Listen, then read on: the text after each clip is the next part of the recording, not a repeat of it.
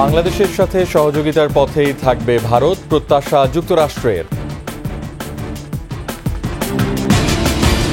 শুধু রাষ্ট্র নয়, রাজনৈতিক দলগুলোকেও ভেতর থেকে সংস্কার করতে হবে বলছেন বিশ্লেষকরা। তলিয়ে গেছে কক্সবাজার, আটকা পড়েছেন কয়েক হাজার পর্যটক। সারা দেশে ভারী বৃষ্টিপাতের পূর্বাভাস।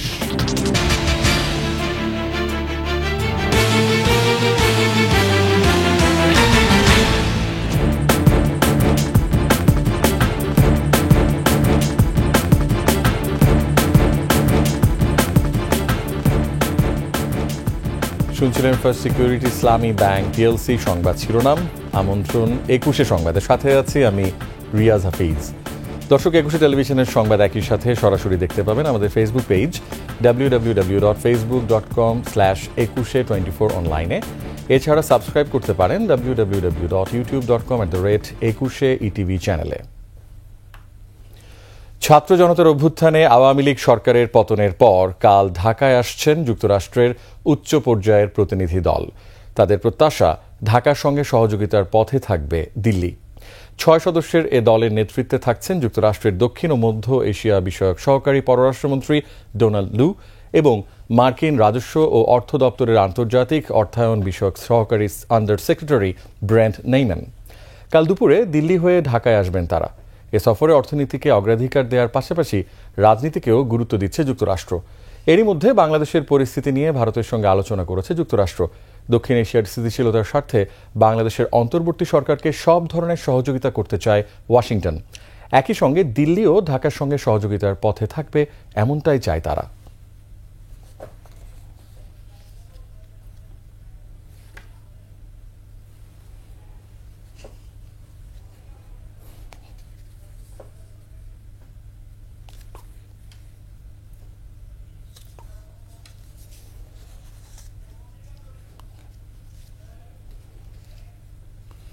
দর্শক, এ বিষয়ে কথা বলতে আমাদের সাথে ভার্চুয়ালি যুক্ত হচ্ছেন অবসরপ্রাপ্ত মেজর জেনারেল শহীদুল হক। স্যার, আগামীকাল ঢাকায় আসছে যুক্তরাষ্ট্রের প্রতিনিধি দল, আমরা যেমনটা বলছিলাম। এই সফরের গুরুত্ব আপনি কিভাবে দেখছেন স্যার?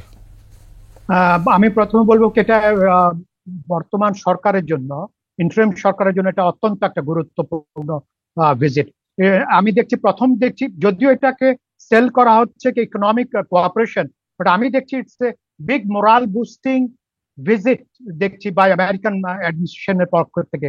কারণ হলো, আপনি জানেন মাত্র 1 মাস হয়েছে এই মানে সরকারের, এবং অলরেডি কিন্তু বিভিন্ন কাউন্টার মুভ, কাউন্টার রেভলিউশন বা বিভিন্ন ধরনের ডিস্টেবিলাইজিং যারা করে ফোর্সেস, ওরা কিন্তু এখনো অ্যাক্টিভ আছে।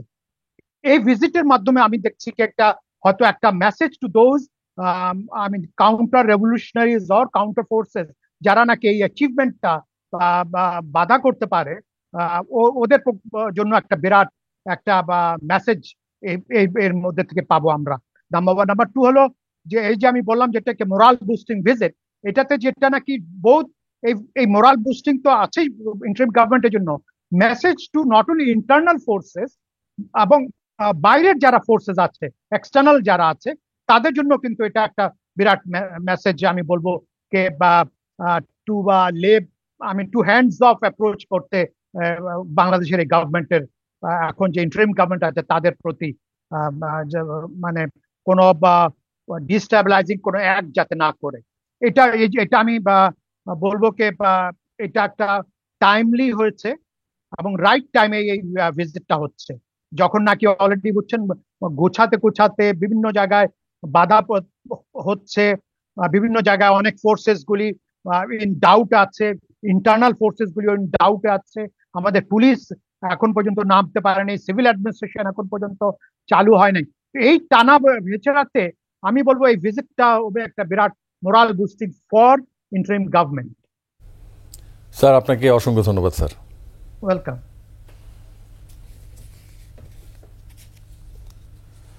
রাষ্ট্রে 6টি বিভাগ সংস্কারের জন্য কমিটি করেছে সরকার, কিন্তু সেই সংস্কারের ফল পেতে হলে দরকার রাজনৈতিক দলগুলোর ভেতরে সংস্কার, নয়তো রাষ্ট্রীয় সংস্কারের ফল পাওয়া কঠিন হবে। বিশ্লেষকরা বলছেন, আর রাজনীতি পরিশুদ্ধ করতে সবার আগে প্রয়োজন সংবিধানের সংস্কার। আরও জানাচ্ছেন প্রণব চক্রবর্তী। গণতন্ত্র পুনরুদ্ধার এবং সংস্কারের প্রশ্নে সরকার গঠনের পর রাজনৈতিক দলগুলোর সাথে কয়েক ধাপে বৈঠক করেছেন প্রধান উপদেষ্টা ডক্টর মোহাম্মদ ইউনূস। সংস্কারের ক্ষেত্রে কমিশন গঠনের প্রক্রিয়ার বিষয়টিও জাতির উদ্দেশ্যে ভাষণে জানিয়েছেন প্রধান উপদেষ্টা। আমরা প্রাথমিকভাবে 6টি কমিশন গঠন করার সিদ্ধান্ত নিয়েছি। রাজনৈতিক দলের নেতারা বলছেন, রাজনৈতিক দলে যে সংস্কার তা হতে হবে গণতন্ত্র রক্ষায়। রাজনৈতিক দলের ভেতরে সংস্কার তো বেশি প্রয়োজন। আমি একটা দল করি, আমার দল আমি আমার মতো করবো, এখানে আপনি কিছু বলবেন কেন? আপনার কথা মতো আবার চলতে হবে সেরকম তো কথা নয়। হ্যাঁ, জনগণের যেটা আকাঙ্ক্ষা সেটার প্রতিনিধিত্ব করে দলটা গড়ে উঠবে, সেই চর্চা থাকতে হবে। এ নিয়ে কথা বলেছেন বিএনপির এই নেতা। বিএনপিও এই দেশে আগামী দিনে একটি সুন্দর ভবিষ্যৎমুখী এবং স্বয়ংভর বাংলাদেশ কিভাবে গড়া যায়, যেখানে জনগণই রাষ্ট্রের মালিক হবে এবং জনগণের অধিকার সুনিশ্চিত হবে, সেটি নিহিত আছে 31 দফা কর্মসূচিতে। তবে রাজনৈতিক বিশ্লেষকরা সংবিধান সংস্কারে দিচ্ছেন বেশি গুরুত্ব। অত্যন্ত প্রত্যয়ের সাথে মিথ্যা বলাটা একটা রাজনৈতিক গুণ হয়ে গেছে, কোয়ালিটি পলিটিক্যাল পার্টি লিডারশিপের। তাহলে আমরা ওখান থেকে বেরিয়ে আসতে হবে। সংস্কারটা কোনখান থেকে শুরু হবে? এটা একটা স্টার্টিং পয়েন্ট হচ্ছে কনস্টিটিউশন। সংবিধানের যখন বেসিক জায়গায় ঠিক করবেন আপনি, ওই আলোকে কিন্তু নির্বাচন ঠিক হবে, আইনসভা ঠিক হবে, পলিটিক্যাল পার্টিও ঠিক হবে। আমাদের সংবিধানে রাজনৈতিক দল সম্পর্কে কোনো কথা নেই, একটু আছে খালি এইরকম হইবে, এটা কিন্তু কোনো আলাদা রাজনৈতিক দল নিয়ে কোনো কথা নেই। তারা বলছেন, সংস্কার বা সংরক্ষণ যাই হোক, তা যেন হয় দেশের কল্যাণ মাথায় রেখে। দৃষ্টিভঙ্গি ঠিক করতে হবে, কি সংস্কার চাই। প্রণব চক্রবর্তী, 21 টেলিভিশন, ঢাকা। টানা 12 ঘন্টার বৃষ্টিতে তলিয়ে গেছে কক্সবাজার শহরের 90% এলাকা। দেখা দিয়েছে জলাবদ্ধতা। 5 শতাধিক হোটেল মোটেলের কয়েক হাজার পর্যটক আটকা পড়েছেন। এদিকে ভারী বৃষ্টিপাতের পাহাড় ধসে কক্সবাজার সদর ও উখিয়ার রোহিঙ্গা ক্যাম্পে 6 জনের মৃত্যু হয়েছে। কক্সবাজার প্রতিনিধি আব্দুল আজিজের তথ্য ও ছবিতে ডেস্ক রিপোর্ট। বৃহস্পতিবার দুপুর 12:30 থেকে শুরু হয় ভারী বর্ষণ, চলে রাত 12:30 পর্যন্ত। 12 ঘন্টার ভারী বর্ষণ পুরো কক্সবাজার শহরের 8 লাখ মানুষের জীবন অনেকটাই থামিয়ে দেয়। আবহাওয়া অফিস বলছে, শুক্রবার সকাল 9টা পর্যন্ত 24 ঘন্টায় কক্সবাজারে 501 মিলিমিটার বৃষ্টি হয়েছে। এটি চলতি মৌসুমে একদিনে সর্বোচ্চ। বৃষ্টির পানিতে প্রধান সড়ক, সৈকত সড়ক সহ অন্তত 35টি উপসড়ক ডুবে যায়, তলিয়ে যায় বাড়িঘর, দোকানপাট। অনেকেই বলছেন, গত 50 বছরে এমন বৃষ্টিপাত তারা দেখেননি। আমি আমার জীবনে কক্সবাজারে এই টানা বৃষ্টিপাত এ পর্যন্ত দেখি নাই। মানুষের চলাচলের যে অবস্থা, পৌরসভা কি করছে, সরকার কি করছে, এগুলো আমরা জানি না। সড়কে যানবাহন চলাচল বন্ধ হওয়ায় মানুষকে দুর্ভোগ পোহাতে হচ্ছে। দেখা দিয়েছে বিশুদ্ধ খাবার পানির সংকট। বৃষ্টির পানিতে সড়ক ডুবে থাকায় হোটেল মোটেলগুলোতে আটকা পড়েছেন পর্যটকরা। ভারী বর্ষণের কারণে শহরের অভ্যন্তরে 12টির বেশি পাহাড়ে বড় বড় ফাটল দেখা দিয়েছে। বৃহস্পতিবার রাতে শহরতলির ঝিংলার দক্ষিণ ডিককুল এলাকায় পাহাড় ধসে মা ও 2 সন্তানের মৃত্যু হয়েছে। মোট 3 জন মারা গেছে। একজন হচ্ছে মিজানের স্ত্রী এবং আর ওনার সন্তান 2 জন, মা মেয়ে 3 জন মারা গেছে আর কি। স্থানীয় মানুষের আর প্রতি এলাকার মানুষের ডাকি, প্রতিবেশী মানুষ ডাকি, ইতারা অনুরকম টানে টুনি বাইরে গেছি। উপজেলা প্রশাসন সদরের পক্ষ থেকে আর্থিক অনুদান দিব, সরকারি অনুদান যেটা তাদেরকে ইয়ে করব। আর আমরা সার্বিকভাবে যত সহযোগিতা করা দরকার তাদেরকে সব সহযোগিতা করব। অপরদিকে উখিয়া উপজেলার 14 নম্বর হাকিমপাড়া রোহিঙ্গা ক্যাম্পে পাহাড় ধসে একই পরিবারের 3 জনের মৃত্যু হয়। ধসে পড়ে 3টি বাড়িঘর।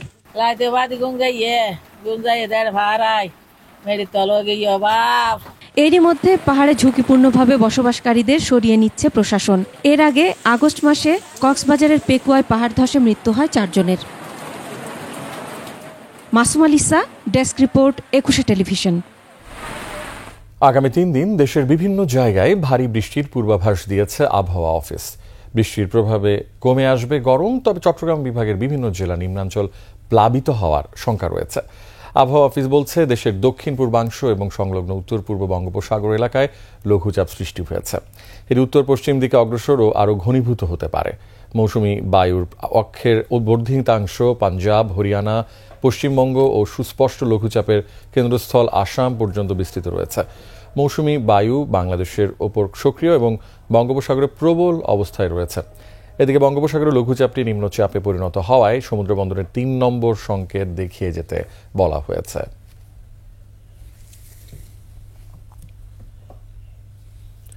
সড়কে সুশাসন ফেরাতে সড়ক পরিবহন আইন সংস্কারের দাবি জানিয়েছে যাত্রী কল্যাণ সমিতি। তারা বলছে ১৬ বছরে হাসিনা সরকার সাধারণ মানুষকে যাতায়াতের ক্ষেত্রে স্বস্তি ও শান্তি দিতে সম্পূর্ণরূপে ব্যর্থ হয়েছে। শিউলি শবনমের প্রতিবেদন।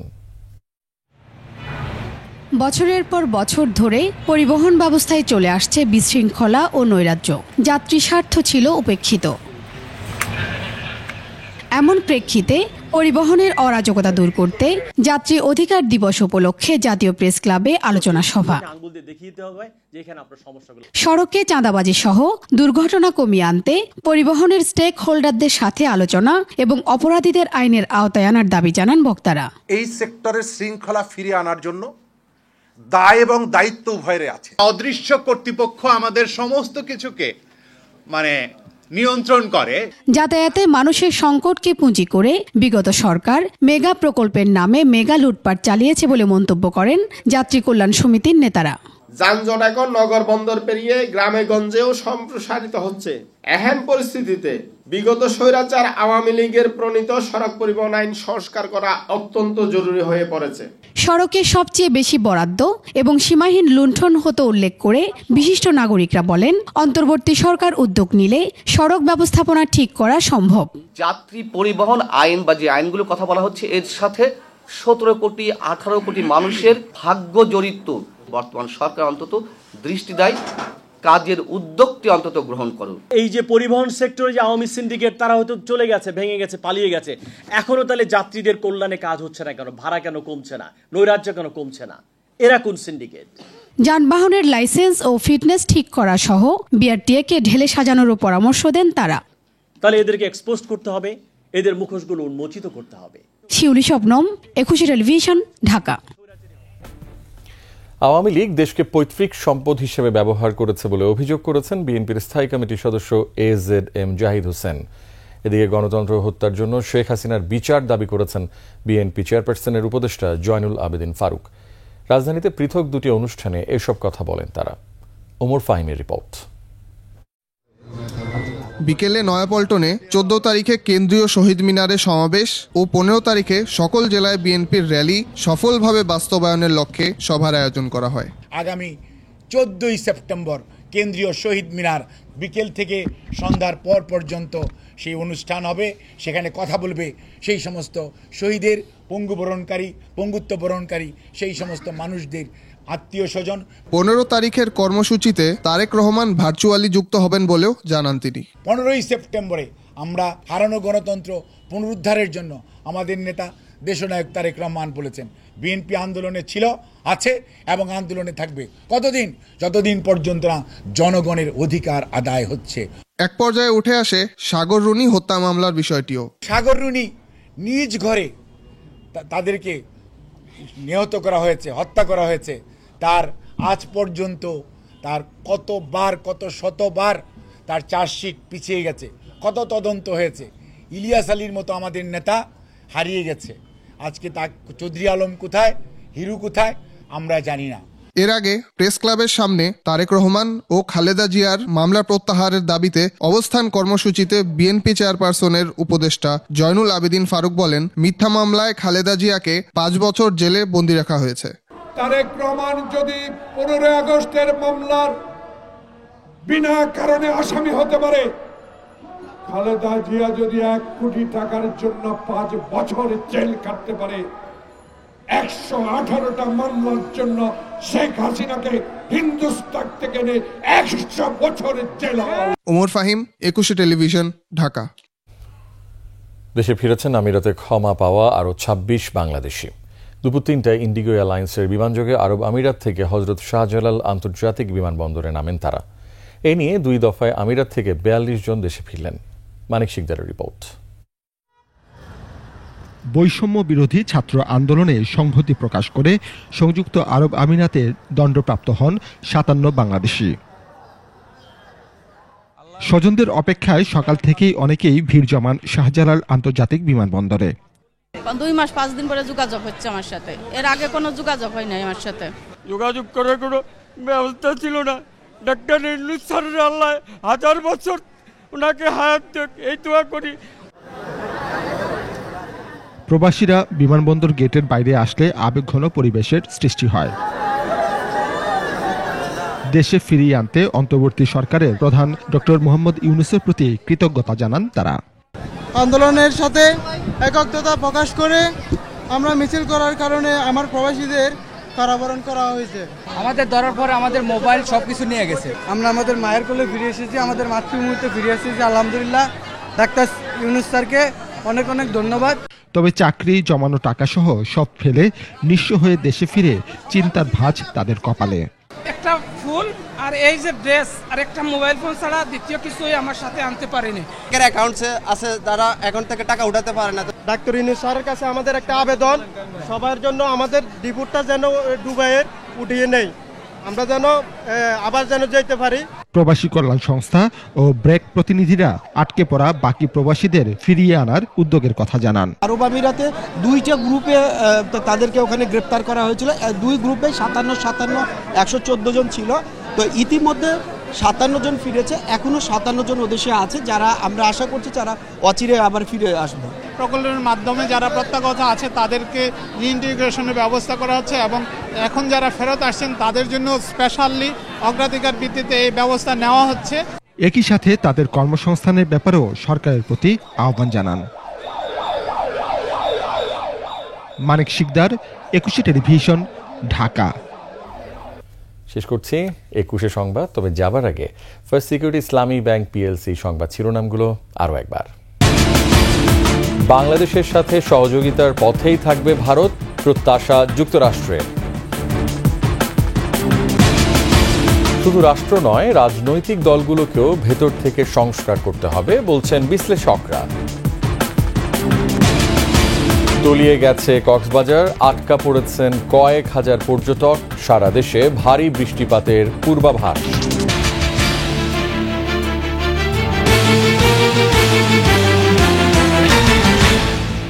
সর্বশেষ সংবাদ জানতে ডায়াল করুন 2021 নম্বরে আর ভিজিট করুন 21-tv.com ওয়েবসাইটে। এছাড়া ফেসবুকে ভিজিট করতে পারেন www.facebook.com/2124 অনলাইনে। এছাড়া সাবস্ক্রাইব করতে পারেন www.youtube.com/21etv চ্যানেলে। এতক্ষণ সঙ্গে থাকার জন্য অসংখ্য ধন্যবাদ। আমাদের পরবর্তী সংবাদ রাত 10:55 দেখার আমন্ত্রণ রইল। 21-এর সাথেই থাকুন।